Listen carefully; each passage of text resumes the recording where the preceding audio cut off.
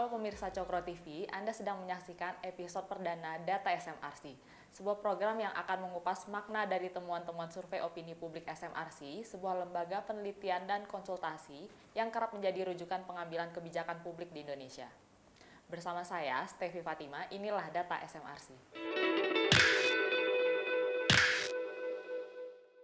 Selama ini sering terdengar pernyataan bahwa rakyat Indonesia tidak puas dengan kondisi politik dan demokrasi di Indonesia, terutama di era pemerintahan Presiden Jokowi.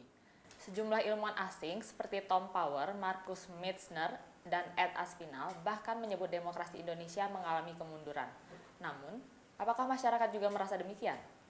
Bersama saya saat ini sudah hadir peneliti SMRC Saidiman Ahmad, alumnus Crawford School of Public Policy Australia National University, yang akan menjelaskan tentang seberapa jauh sebenarnya rakyat Indonesia menilai kualitas demokrasi di Indonesia.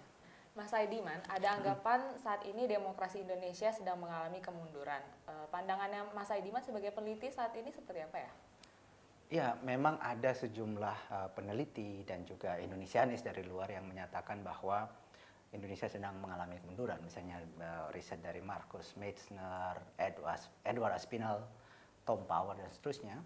Juga hal yang sama dikemukakan oleh beberapa lembaga pemeringkat demokrasi dunia, misalnya dari Freedom House dan The Economist Intelligence Unit, juga menyatakan hal yang sama.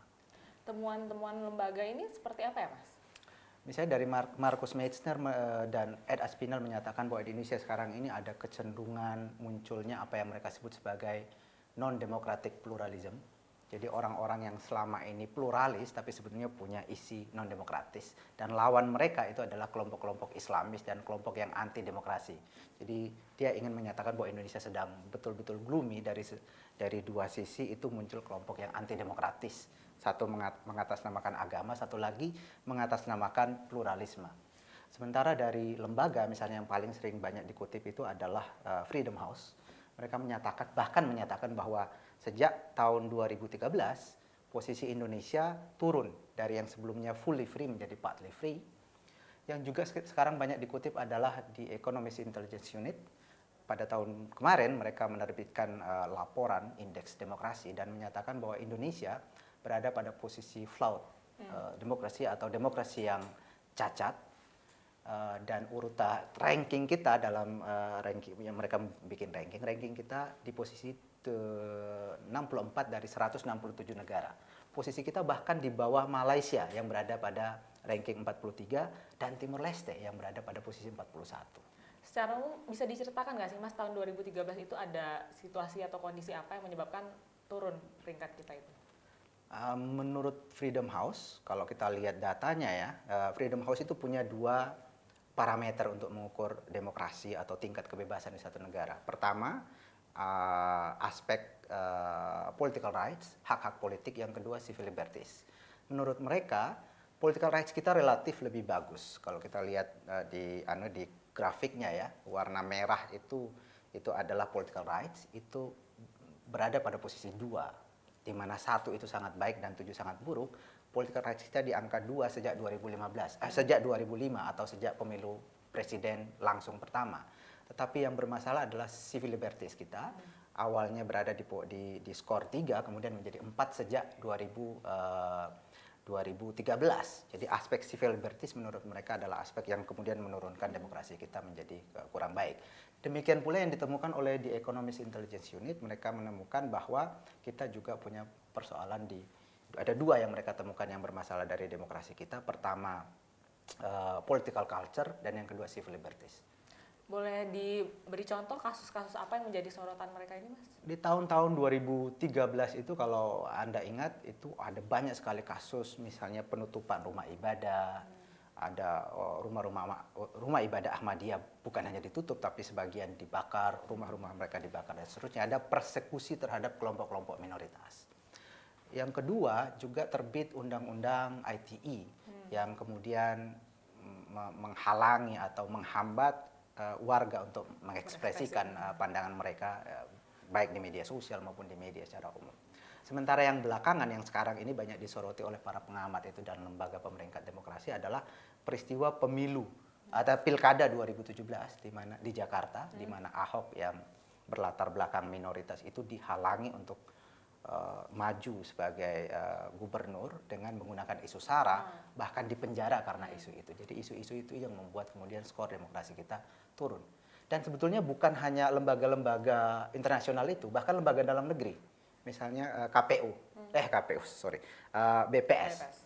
Badan Pusat Statistik itu punya Indeks Demokrasi Indonesia juga melihat bahwa kita punya masalah pada aspek kebebasan sipil. Oh, jadi dengan demikian apa bisa disimpulkan bahwa demokrasi kita memang sedang terancam, Mas? Ya, dari sisi itu bisa saja kita menyimpulkan itu. Tetapi menurut saya para pengamat itu dan juga lembaga-lembaga pemeringkat demokrasi itu tidak memotret keseluruhan fenomena dari demokrasi ini. Mereka hanya melihat metodologi yang mereka gunakan, kan mereka mewawancara para elit dan seterusnya. Mereka kurang melibatkan publik dalam analisa mereka. Nah, SMRC masuk dalam ruang kosong itu, melibatkan publik, bertanya kepada publik untuk melihat bagaimana mereka sendiri memandang demokrasi, bagaimana aspirasi mereka dan seterusnya. Dan kita menemukan Indonesia walaupun punya masalah dalam aspek kebebasan sipil itu, Indonesia sekarang ini sebetulnya punya modal yang sangat besar.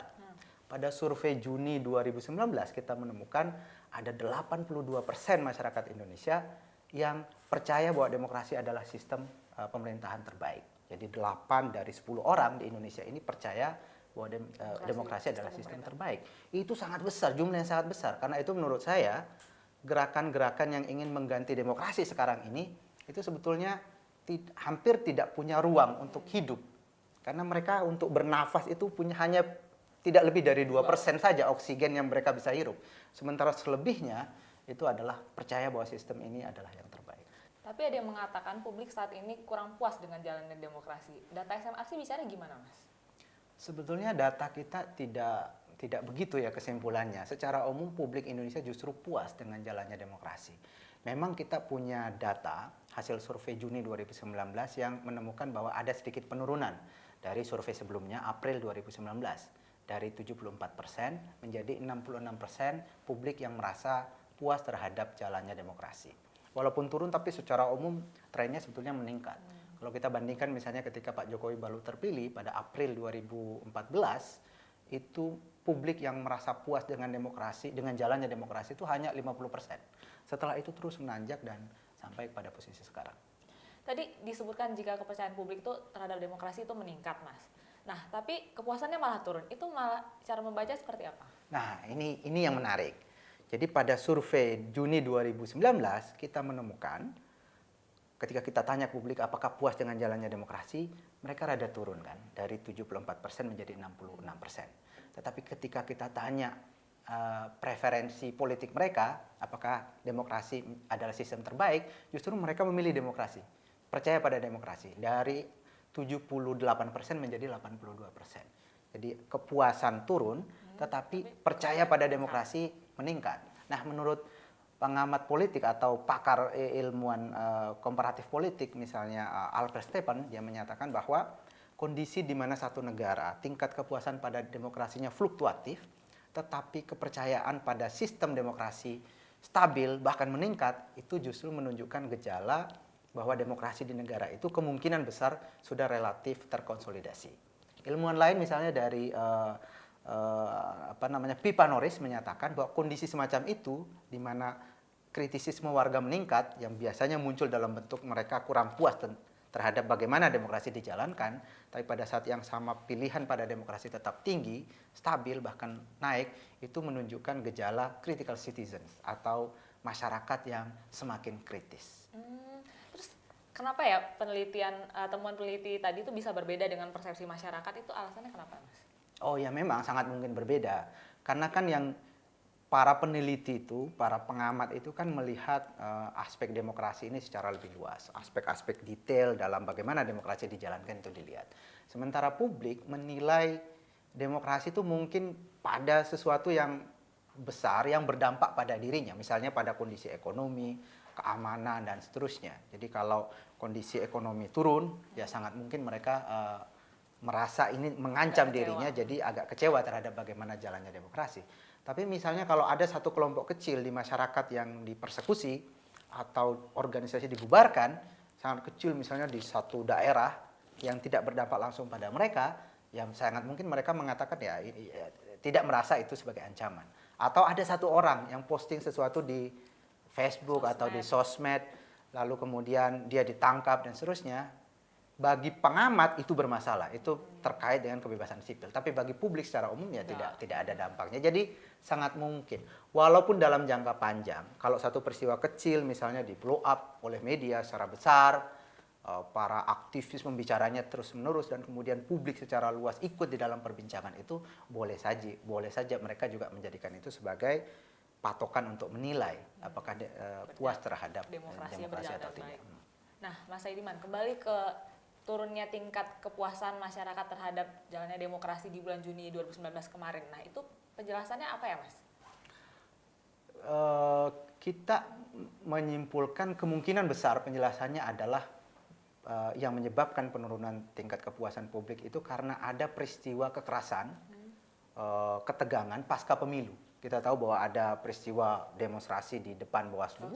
Kemudian itu menimbulkan kekerasan, ada sejumlah orang meninggal bahkan, ada yang ditangkap dan seterusnya. Itu kemudian mempengaruhi persepsi publik terhadap kondisi keamanan sehingga mereka merasa bahwa jalannya demokrasi ini kurang baik. Kita juga menemukan sebetulnya dalam survei itu tingkat kekhawatiran publik terhadap kebebasan sipil juga meningkat. Kita bandingkan misalnya dengan survei pasca pemilu pada 2014 dan pemilu-pemilu sebelumnya, ada peningkatan persepsi publik bahwa orang sekarang akan gampang atau bisa ditangkap semena-mena oleh aparat. Itu meningkat dari angka 24% menjadi 38%. Juga pada persepsi bahwa publik sekarang takut berorganisasi, meningkat dari 10% menjadi 21%. Bahkan persepsi bahwa orang sekarang takut beribadah itu menanjak cukup tajam dari 7% pada survei pasca pemilu 2014 menjadi 25% survei pasca pemilu 2019. Jadi kalau kemarin itu tidak ada kerusuhan di depan Bawaslu itu sebenarnya kepuasannya itu akan terus meningkat, Mas? Saya kira ya. Jadi faktor-faktor yang menyebabkan publik itu merasa resah dengan keadaannya itu berpengaruh. Nah, dengan demikian, kira-kira upaya apa yang bisa dilakukan oleh pemerintah supaya kepuasan publik terhadap demokrasi ini terus meningkat ke depannya, Mas? Kita menemukan bahwa tingkat kepuasan publik pada jalannya demokrasi itu punya korelasi yang positif dengan bagaimana publik mempersepsi hal-hal yang fundamental, misalnya keadaan ekonomi, keadaan politik, penegakan hukum, dan seterusnya. Karena itu kalau ingin publik tetap optimistis terhadap jalannya demokrasi ini, maka mau tidak mau pemerintah harus memberi rasa aman ke publik, baik dari sisi ekonomi, dari sisi stabilitas politik, keamanan dan seterusnya. Dengan itu kemudian publik akan merasa bahwa demokrasi ini dijalankan dengan lebih baik. Oke. Terima kasih atas penjelasannya, Mas Saidiman. Demokrasi kita memang sedang ada masalah pada aspek kebebasan sipil. Tapi secara umum publik percaya pada sistem ini dan cukup puas pada jalannya demokrasi. Terima kasih dan sampai jumpa di episode Data SMRC berikutnya.